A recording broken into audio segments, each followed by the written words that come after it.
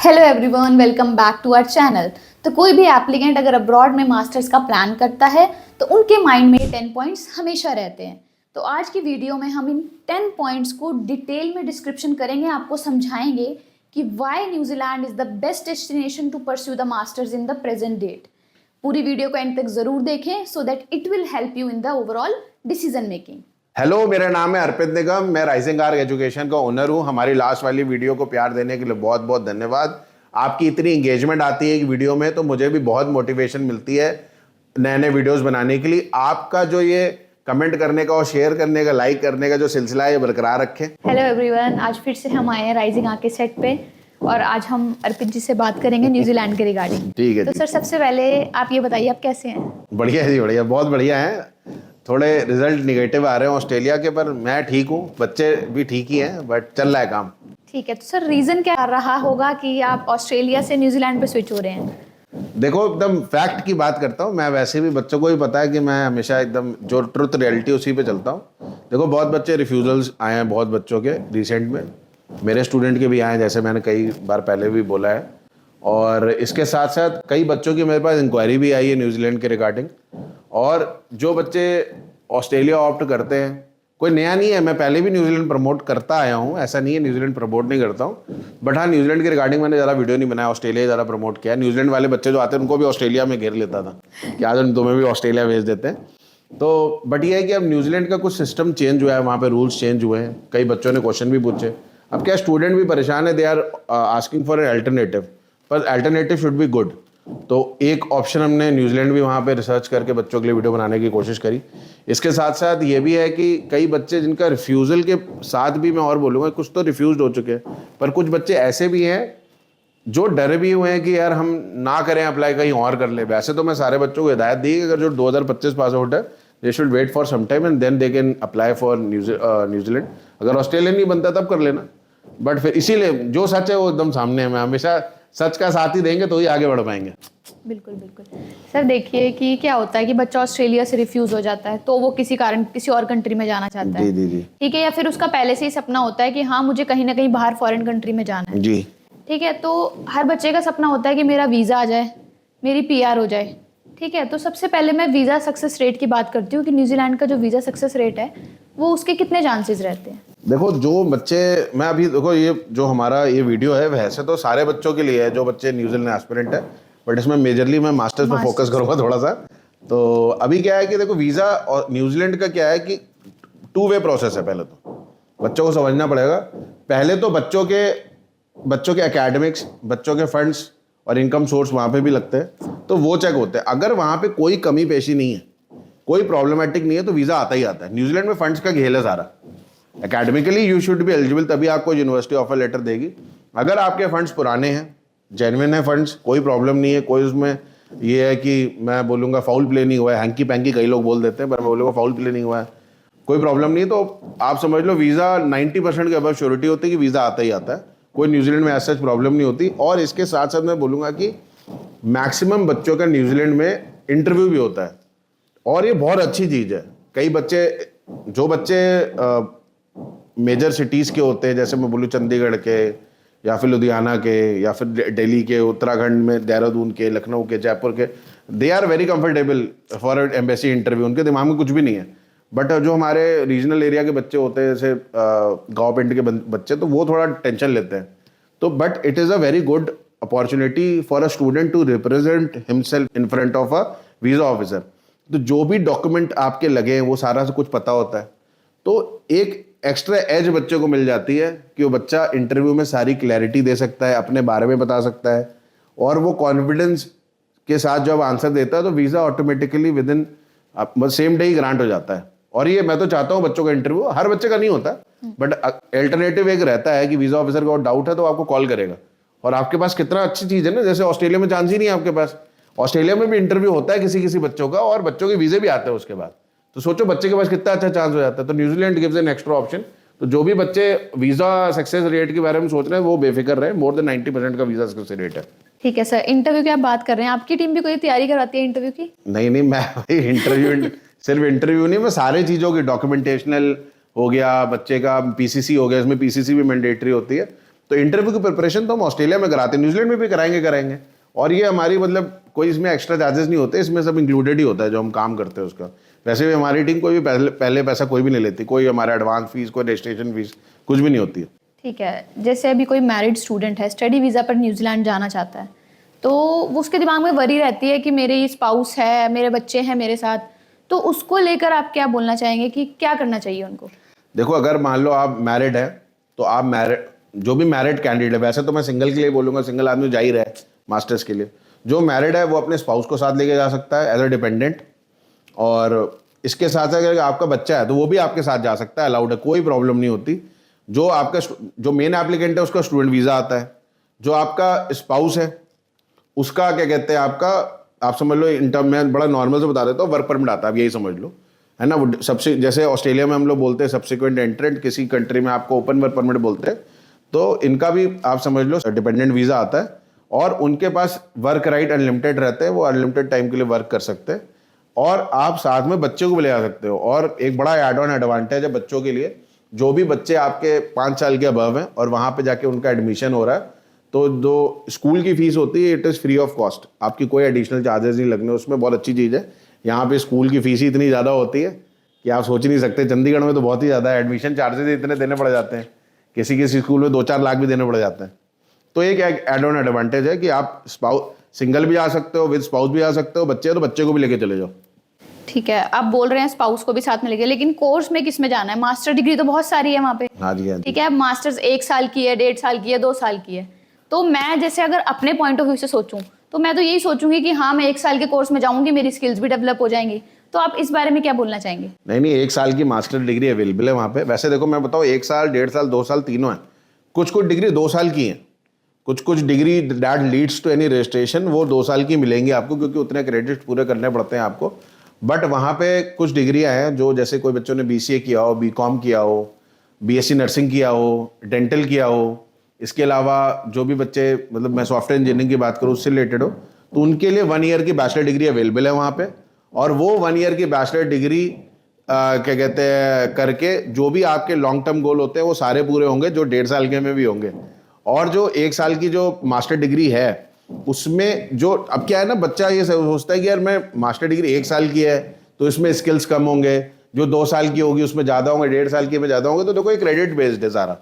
अब वहाँ पे मैक्सिमम जगह पे ऐसा होता है कि 1 साल की जो बैचलर डिग्री, सॉरी कभी कभी गलती से निकल जाता है मुझे, 1 साल की जो मास्टर डिग्री उसमें 120 क्रेडिट होते हैं नॉर्मली। बट कुछ कॉलेजेस हैं जो बहुत अच्छी फ्रेमवर्क वाली डिग्री आपको प्रोवाइड करते हैं मास्टर्स की, जिसमें 1 साल की मास्टर कंप्लीट करने के बाद आपको 180 क्रेडिट पॉइंट मिलते हैं। उसमें स्किल्स भी इंक्लूड होती हैं, अपडेटेड उनका कोर्स स्ट्रक्चर है बहुत ज़्यादा। इसके साथ साथ आपका उसमें इंटर्नशिप भी इंक्लूडेड है, तो कोई प्रॉब्लम नहीं है। 1 साल की मास्टर्स में भी आप बच्चे को, स्टूडेंट जा सकता है विद स्पाउस, स्टूडेंट और बच्चे के साथ भी। तो आप ये कहना चाहते हैं कि अगर बच्चे इनरोल करना चाहते हैं तो 180 क्रेडिट वाला जो सिस्टम है वहाँ पर, हाँ जी, हाँ जी, उसमें इनरोल करें। हाँ जी, हाँ जी, उसमें उनको एक्सपोजर भी मिलेगा। तो आगे मैं बात कर लेती हूँ जो फीस रहने वाली है, हाँ जी, हाँ जी, उसके बारे में। फीस कैसे मैनेज होगी वहाँ की फीस? देखो, फीस मैनेज कैसे होगी, तो ये फीस मैनेज करना मेरी रिस्पॉन्सिबिलिटी नहीं है भैया, फीस मैनेज करना बच्चे की रिस्पॉन्सिबिलिटी है। अब मैं बता देता हूँ फीस स्ट्रक्चर क्या है, वहाँ पे स्कॉलरशिप क्या मिलेगी। अब देखो, बहुत सारे इंस्टीट्यूट्स हैं जहाँ पे, मैं एक स्पेसिफिक इंस्टीट्यूट के बारे में प्रमोशन डाल रहा हूँ, बट मैं नाम नहीं लूंगा, बच्चे बाद में कॉल करेंगे तो बता भी दूंगा मैं। अब क्या है कि वहाँ पे जो साल की फीस है, 1 साल की फीस, दैट इज $36,000। अब $36,000 बहुत ज़्यादा है, but they are giving $10,000 scholarship. तो आपकी जो फीस है वो साल की $26,000 ही हुई। अब आप समझ लो, अगर आप सिंगल एप्लीकेंट है, एक सिंगल एप्लीकेंट है, अब क्या न्यूजीलैंड में आपको फीस, लिविंग, सब कुछ दिखाना है। 1 साल का कोर्स हो, 1.5 साल का हो, 2 साल का हो, पूरा पहले दिखाना पड़ता है। अब आप समझ लो, 1 साल की मास्टर्स की $26,000 फीस होगी, लिविंग एक्सपेंस हो गया उसका $20,000, उसका ट्रैवल और इंश्योरेंस मिला के हम बना लेते हैं कि भाई होगा उसका $5,000।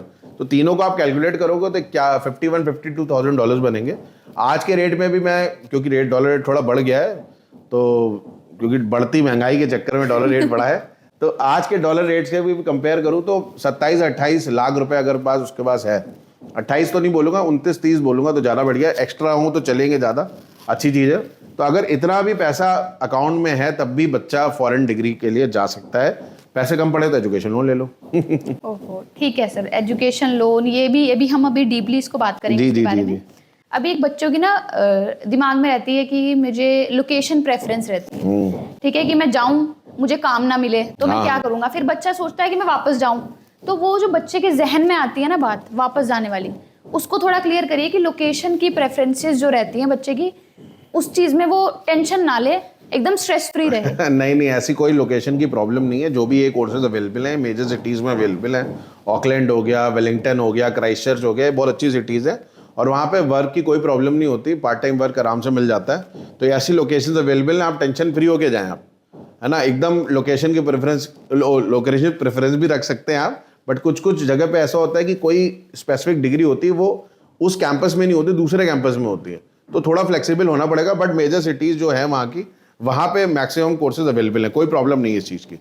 ठीक है, तो फ्लेक्सिबिलिटी जो होती है बच्चों की लोकेशन के रिगार्डिंग, वो भी चेंज हो जाती है। उसमें क्या होता है कि अगर आपको अच्छा वर्क करने की अपॉर्चुनिटी मिल रही है तो फिर बच्चा भी सोचता है कि कोई बात नहीं, मैं अपनी प्रेफरेंस भी चेंज कर लूँ। प्रेफरेंस छोड़ो, मैं आपको ये बताता हूँ, कई बार स्कॉलरशिप जहाँ बच्चा, मेरे पास कई बच्चे ऐसे भी आते हैं कि सर मुझे यहीं जाना है, मेरे चाचा का घर वहाँ पे। अब पता चला एक और मैंने कोर्स ऑप्ट करवा दिया उसका, और उसमें उसको स्कॉलरशिप जो है वो $11,000 की एक्स्ट्रा मिल गई। तो लोकेशन 1 मिनट में जज्बात बदल देते हैं, पता नहीं, वक्त बदल दिया, जज्बात बदले, लोकेशन भी बदल दी 1 मिनट में, ऐसा भी होता है। तो वो चीज़ भी कर सकते हैं। ठीक है, अभी हम बात करते हैं वर्क राइट्स की। अगर वहाँ पे मैं वर्क राइट्स की बात करूँ तो वर्क राइट्स मैंने ये सुना है सर, मैक्स टू मैक्स आपको 25 घंटे मिलते हैं। हाँ जी, हाँ जी। एक हफ्ते के। हाँ जी, हाँ जी। ठीक है, और वर्किंग करने के बाद जो आप अर्न करते हैं ओवरऑल वो 23 to 25 न्यूजीलैंड डॉलर्स। हाँ। तो इसके बारे में आप क्या बोलेंगे बच्चों? देखो भाई, ये वर्क राइट अगर मैं बोलूँ, अगर डिस्कशन करूँ as compare to any other country जो इंटरनेशनल स्टूडेंट को वेलकम करती है, न्यूजीलैंड सबसे ज़्यादा प्रोवाइड कर रहा है। 25 घंटे पर वीक बहुत ज़्यादा है एज कम्पेयर टू अदर क्या कहते हैं कंट्रीज। तो बच्चा आराम से वहाँ जाए, 25 घंटे बहुत ज़्यादा होता है क्योंकि उसको बाकी चीज़ें भी मैनेज करनी है। तो वो चीज़ें वो वहाँ पढ़ाई कर सकता है, पढ़ाई के साथ साथ वर्क कर सकता है। इसके साथ साथ जब उसके फुल टाइम स्टडीज़ खत्म होकर ब्रेक होता है तो उसके टाइम आप फुल टाइम वर्क कर सकते हो। जो ब्रेक होता है, एक ब्रेक भी आता है आपका सेशंस के बीच में, तब आप फुल टाइम वर्क कर सकते हैं। इसके साथ साथ अगर मान लो आपका स्पाउस जा रहा है साथ में, तो उसके पास तो फुल टाइम वर्क राइट है ही। आपके ऊपर रिस्ट्रिक्शन है, पर जो स्पाउस के ऊपर कोई रिस्ट्रिक्शन नहीं, वो अनलिमिटेड टाइम भी वर्क कर सकता है, सेम एज ऑस्ट्रेलिया। ठीक है, तो यहाँ पे ये पॉइंट आता है कि जो हम बच्चा जा रहा है स्टडी वीज़ा पे, वो तो करेगा ड्यूरेशन में अपनी कोर्स की ड्यूरेशन में स्टडी, और जो स्पाउस है उसको फुल टाइम वर्क राइट। हाँ जी, हाँ जी। एक मैं आपको थोड़ा मोटा मोटा बता देता हूँ। एक ये मैं उनसे एक्सपीरियंस लेके बता रहा हूँ जो बच्चे वहाँ हैं अभी, जो न्यूजीलैंड में है। और न्यूजीलैंड में बच्चे 1.5 से 2 लाख रुपए, 1.5 से 2 लाख, तो चलो मैं ज़्यादा नहीं बोलना चाहिए, कम बोलना चाहिए इस मैटर में। कल को ज़्यादा कमा लो तो खुश रहो, पर 1.25 लाख से 1.5 लाख रुपए आराम से कोई इंटरनेशनल स्टूडेंट न्यूजीलैंड में आराम से कमा लेता है। कोई ऐसा प्रॉब्लम नहीं आती उसको। एक्सपेंसेस हैं वहाँ पे थोड़े बहुत, बट ये है कि वो भी मैनेज हो जाते हैं, इतनी कोई प्रॉब्लमेटिक चीज़ नहीं है। और स्पाउस जो होता है, एग्जाम्पल में लेता हूँ, तो वो 2-2.5 लाख के आसपास कमा लेता है, मतलब जितने उनके वर्क राइट, क्योंकि वर्क राइट तो है नहीं, इतने अनलिमिटेड टाइम वर्क कर सकते हो, तो कोई प्रॉब्लम नहीं आती। ठीक है, मतलब इजीली मैनेज रहता होगा, बहुत आराम से चीजें मैनेज होती है। एक बार जाने का समस्या है, बस यहाँ से जाना है समस्या। समस्या नहीं है, समाधान हम है, समस्या बच्चे की, समाधान हम बैठे हैं। अपनी समस्या का समाधान सर से लीजिए आप।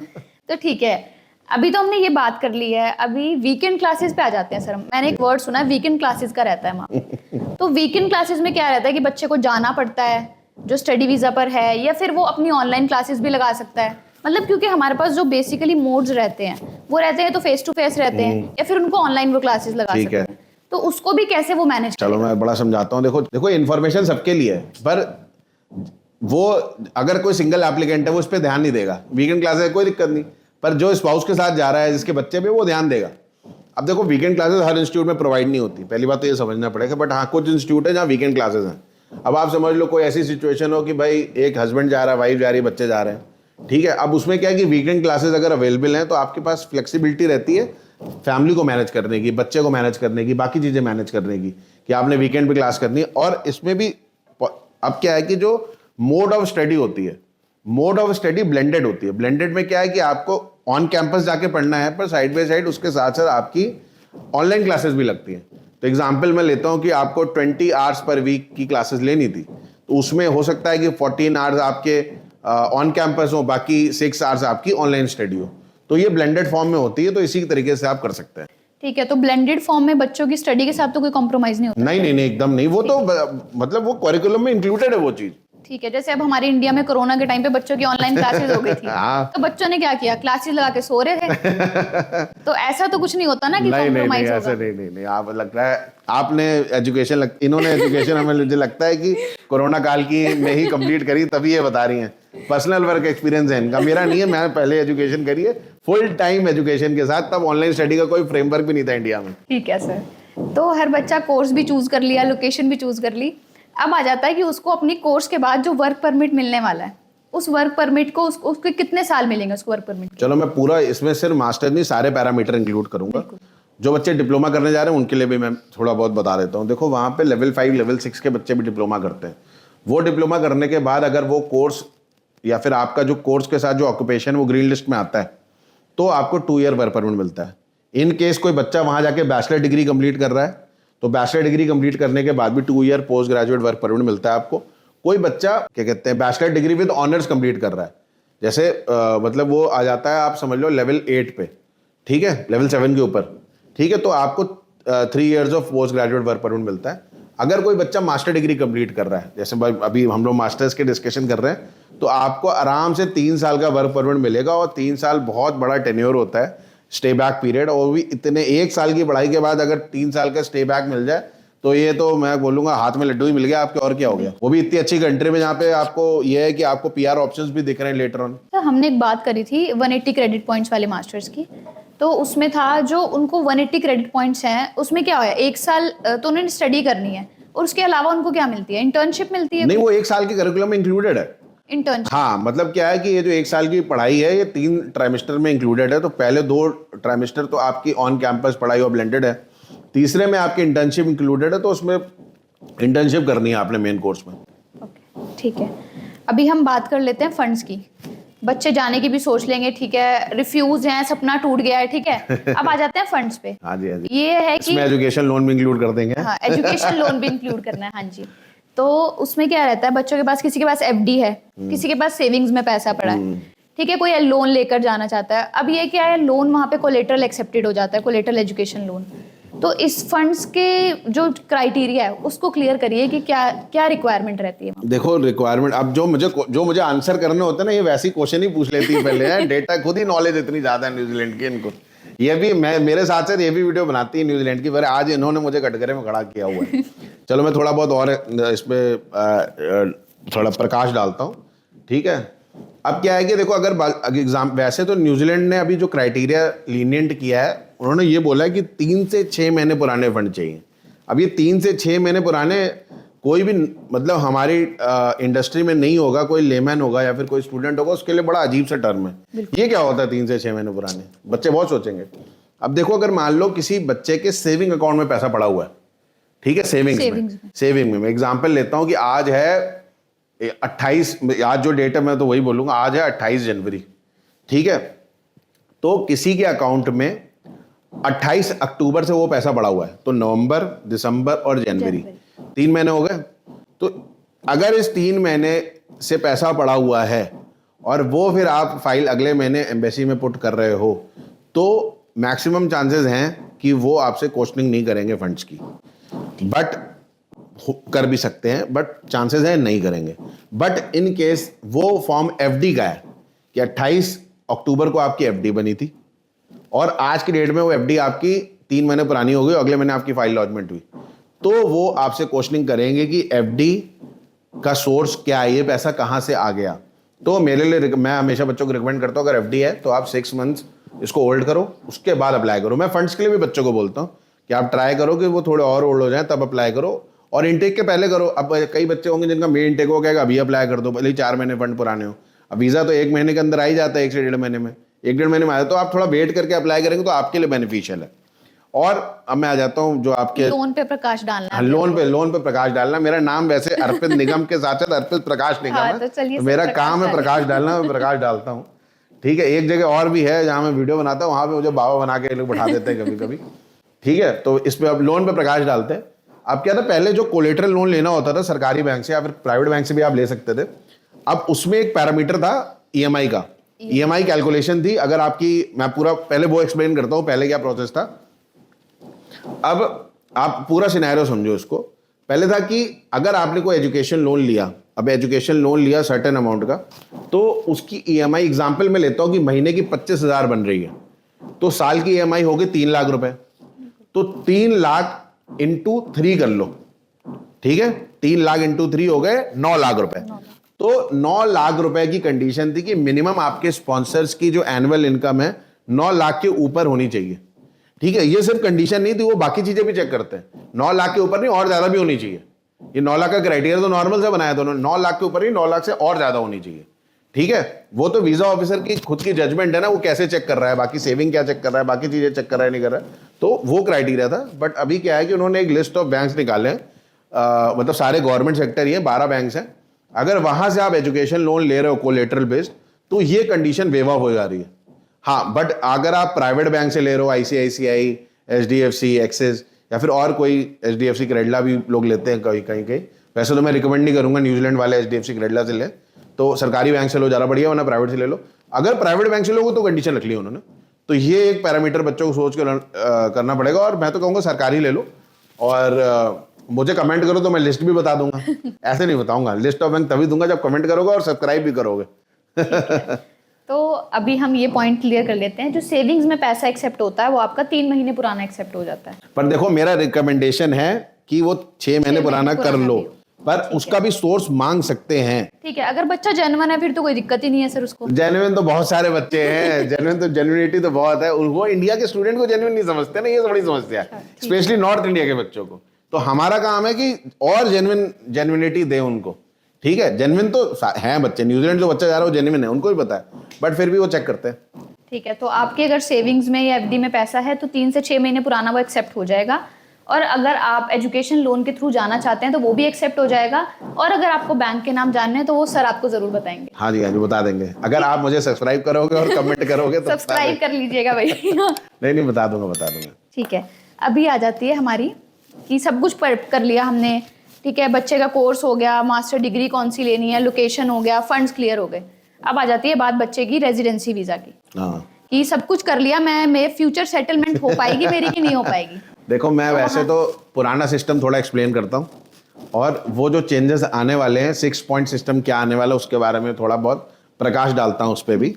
देखो, पहले क्या था कि जो बच्चा वहाँ जाके बैचलर मास्टर करता था, उसके बाद उनको टीयर 1 टीयर 2 की जॉब लेनी पड़ती थी, और टीयर 1 टीयर 2 की जो क्राइटेरिया था पीआर अप्लाई करने का, फ्रॉम पहले तो आपको क्या है कि टीयर 1 की जॉब ले लो, उसके बाद एग्रीगेटेड एम्प्लॉयर से आप जॉब लेटर ले लो, और उसके बाद जो उनका सैलरी क्राइटेरिया है, जो भी ब्रैकेट में आता था, वो सैलरी अगर आया है आपकी तो आप पीआर अप्लाई कर सकते हो। टीयर 1 में तो तुरंत अप्लाई कर लो, टीयर 2 में जॉब आती थी तो 24 महीने का एक्सपीरियंस, 24 से 30 महीने का एक्सपीरियंस चाहिए, उसके बाद अप्लाई कर सकते थे आप।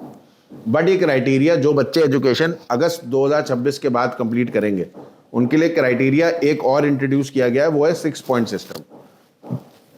अब 6 पॉइंट सिस्टम में क्या है कि अब देखो, 6 पॉइंट में, मैं मास्टर की ही बात कर रहा हूं तो मैं मास्टर पे फोकस करूंगा कि जो 6 पॉइंट है वो आपको मास्टर कंप्लीट करने के बाद ही मिल जाते हैं, ठीक है। तो उसके बाद आपको क्या करना है, आपने एक एग्रीगेटेड एम्प्लॉयर से अपना जॉब लेटर लेना है।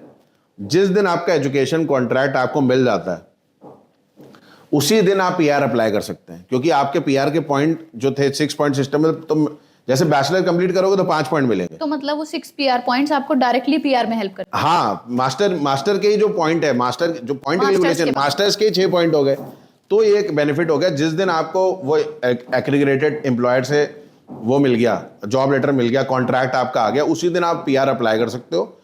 उसमें भी 1-2 कंडीशन है, लोग अभी उसके बारे में कंफ्यूज होंगे तो मैं बता देता हूं कि आपकी वेज रेट कितनी होनी चाहिए, और सेम एम्प्लॉयर सेम फील्ड में एम्प्लॉयमेंट है नहीं है, तो वो भी उन्होंने क्लॉज थोड़ा लीनियंट किया है। इन केस आपकी जो एम्प्लॉयमेंट है वो सेम प्रोफेशन में नहीं है as compare to your education, तब भी काम चल जाएगा, ऐसे कोई प्रॉब्लम नहीं है। और वेज रेट भी उन्होंने बहुत मिड रखी, $34 पर आवर की रखी है। तो अगर मान लो वो आपके मिड रेंज तो आराम से रीच हो ही जाएगी, तो आप पीआर अप्लाई कर सकते हो। तो मतलब जो भी बच्चे न्यूजीलैंड में, ऑस्ट्रेलिया निकल आने आया था मेरे मुंह से, इतना ऑस्ट्रेलिया चिल्ला रखा है ना सालों साल, जितना मैंने, जो भी बच्चे न्यूजीलैंड जा रहे हैं और अपनी मास्टर्स कंप्लीट कर रहे हैं, तो उनको पीआर के बारे में नहीं सोचना चाहिए। New Zealand is a very good option. और जितने भी पैरामीटर मैंने डिस्कस करे, मैं आपको अभी लिख के देता हूँ, ये चीज़ को भी तो मैं लिख के दूंगा क्योंकि बड़ा आसान है बोलना, है ना। कि जितने भी बच्चे सोचता है कि यार ये सारे पैरामीटर मेरी इंटरनेशनल एजुकेशन में आ जाएं, कि मास्टर डिग्री भी 1 साल की हो, 3 साल का पोस्ट ग्रेजुएट वर्क परमिट मिल जाए, PR भी सौखी हो, पैसे भी कमा लें, इसके अलावा फैमिली भी चली जाए, स्कॉलरशिप भी मिल जाए, फीस भी कम हो। अब इससे ज़्यादा तो मैं और कितना एक्सप्लेन करूँ, ये सारे पैरामीटर मास्टर डिग्री न्यूजीलैंड में कंप्लीट हो जाते हैं। ठीक है, तो अब फ्यूचर वाले बच्चों को या फिर जो भी 2025 पास आउट बच्चे भी हैं, उनको क्या एडवाइस देना चाहेंगे सर? यार एडवाइस तो मैं 25 पास आउट को पिछले वीडियो में बहुत अच्छी खासी दे रखी है कि भाई वेट, देखो मैं 25 पास आउट वालों को नहीं छेड़ रहा अभी, क्योंकि मैं खुद एजुकेशन, ऑस्ट्रेलियन एजुकेशन प्रमोट करता हूँ। मैं कहता हूँ 6 महीने लो, अभी हमें वेट करना चाहिए, देखना चाहिए। अगर जो ऑस्ट्रेलिया वाले बच्चे हैं वो ऑस्ट्रेलिया का वेट करें, मैं एकदम न्यूजीलैंड में उनको फोर्स नहीं करूँगा।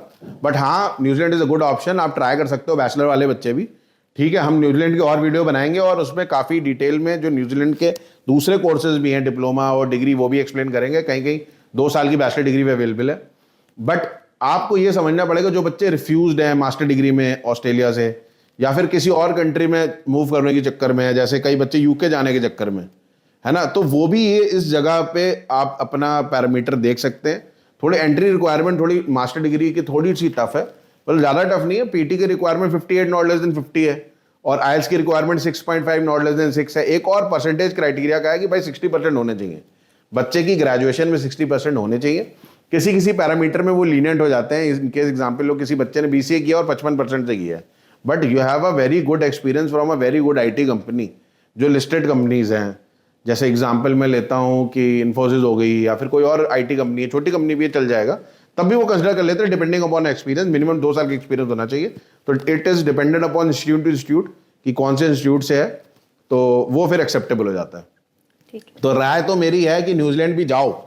जब उन्होंने क्राइटेरिया चेंज किया है, ये 6 पॉइंट सिस्टम इंट्रोड्यूस किया है for the student who are completing education after August 2026, तो उनके लिए दे आर वेलकमिंग स्टूडेंट। और वीजा, देखो पता है कि न्यूजीलैंड में ना इतनी भीड़ ही नहीं होती ना, वो इतनी भीड़ एक्सेप्ट करते हैं। उनका क्या, धीरे धीरे बच्चा लेते हैं। और ये जेन्युइन फंड वाले बच्चे जो हैं, क्योंकि ऑस्ट्रेलिया में बहुत बच्चे हैं जिनकी जेन्युइनिटी फंड थी, और भगवान ना चाहे उन बच्चों के रिफ्यूजल हैं, क्योंकि रिफ्यूजल डेली आ रहे हैं ऑस्ट्रेलिया के, मैं खुद भी फेस कर रहा हूँ। तो उनके लिए एक अल्टरनेटिव गुड ऑप्शन है लेटर ऑन। वो जब देखो किसी किसी का सपना होता है कि कल को भाई ऑस्ट्रेलिया जाना ही था, जो बच्चे रिफ्यूज हो गए तो लेटर ऑन चले जाएं, जब रेजिडेंसी वीज़ा आ जाता है तब लेके चले जाएं वीज़ा लेके ऑस्ट्रेलिया। एक बार न्यूजीलैंड की सिटीजन मिल गए तब तो आप लिमिटेड टाइम ऑस्ट्रेलिया रह ही सकते हो। तो ये मेरी मतलब इतने ही पैरामीटर। अब देखो, मैंने अपने हिसाब से कोशिश करी कि सारे पैरामीटर मैं कवर कर सकूं, बट अगर मेरे से कोई गलती भी है, मैंने अगर कोई मिस्टेकली कोई शब्द बोल दिए हो तो आप मुझे करेक्ट भी कर सकते हो। मैं हमेशा बोलता हूँ मुझे करेक्शन करना, अगर कोई बच्चा मुझे करेक्ट कर रहा है, कोई स्टूडेंट मुझे करेक्ट कर रहा है, तो मैं बहुत वेलकम करता हूँ उसको। और इसमें एक और पैरामीटर था एज क्राइटेरिया वाला, जो हम डिस्कस करना भूल गए। इसमें एज क्राइटेरिया भी नहीं है, किसी भी एज का बच्चा 36, 37, 38, 40 का भी है तब भी न्यूजीलैंड पढ़ने जा सकता है, कोई प्रॉब्लम नहीं। तो कोई भी पैरामीटर में मिस कर गया हो तो वो भी आप इंक्लूड करो। और जो पैरामीटर पे नया वीडियो न्यूजीलैंड के बनाने हैं हमें भी बताओ, है ना, हम भी बनाने की कोशिश करेंगे, है ना, मैम भी बनाएंगे, ये भी बताएंगे आपको। इनको भी बहुत नॉलेज है न्यूजीलैंड की, आज इसीलिए इतने ज़्यादा तरीके से खुद ही इन्फॉर्मेटिव क्वेश्चन में भी खुद ही आंसर दिए दे रही है, इसलिए वीडियो बना रही है। ठीक है sir, thank you so much sir, इतने वैल्यूएबल इनसाइट्स के लिए आपने हमें प्रकाश डालने के लिए बच्चों के ऊपर। जी, तो इसी तरह की इन्फॉर्मेटिव वीडियोस के लिए आप हमारे चैनल से जुड़े रहिए, हमारे चैनल को सब्सक्राइब कीजिए, हमारी वीडियोस को लाइक कीजिए, और थैंक यू इतना सारा प्यार देने के लिए।